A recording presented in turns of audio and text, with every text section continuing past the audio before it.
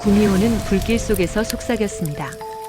하루만 기다렸다면 사람이 되어 당신과 함께 할 수 있었을 텐데. 구미호는 결국 재가 되어 흩어졌습니다. 남은 것은 검게 탄 잿더미뿐. 선비는 무릎을 꿇고 절망 속에 목 놓아 울었어요. 선비의 눈물이 재에 떨어지는 순간 잿더미 속에서 푸른 빛이 피어났습니다.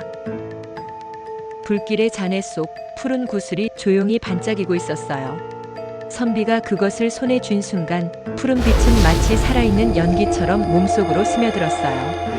빛은 혈관을 타고 번져나갔고 선비는 고통에 몸부림치다 그대로 땅에 쓰러졌습니다. 그리고 얼마 후 산길을 지나던 짐꾼이 그를 발견해 그의 집으로 데려갔어요. 선비는 무려 열흘이 지나서 천천히 눈을 떴습니다. 짐꾼은 놀란 눈으로 그를 바라보며 말했습니다. 자네 열흘 동안 죽은 듯이 누워 있었네. 산 너머 마을에서는 구미호가 수많은 사람을 해쳤다고들 하더군. 자네도 거기서 다친 건가? 선비는 아무 대답도 하지 못했어요. 그저 고개를 숙인 채 짧게 한마디만 남겼습니다. 나를 구해줘서 고맙소. 그 말을 남기고 그는 다시 길을 떠났습니다. 그러나 운명은 그를 가만두지 않았죠. 깊은 산속길을 가던 중 산적대가 칼을 들고 길을 막아섰습니다. 죽어라 이 선비놈아. 칼날이 번쩍 그를 내려치는 순간 푸른 빛과 함께 선비는 눈앞에서 사라졌습니다.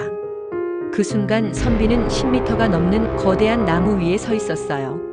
산적들은 너무 놀라 혼비백산하여 도망쳤습니다. 선비는 스스로도 믿기지 않았어요. 이건 분명 구미호의 푸른 구슬, 그녀의 도수리로구나.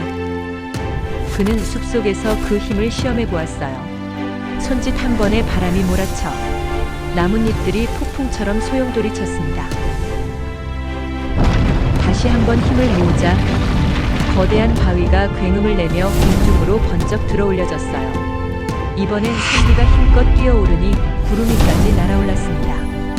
알 수 없는 희열이 뒤섞인 순간이었어요. 천리 안으로 먼 마을에서 들려오는 어느 여인의 슬픈 사연도 듣게 됐어요. 여인은 눈물을 흘리며 말했어요. 나란 일 하는 자들이 괴롭히다 못해 오늘 먹을 곡식마저 빼앗아가다니.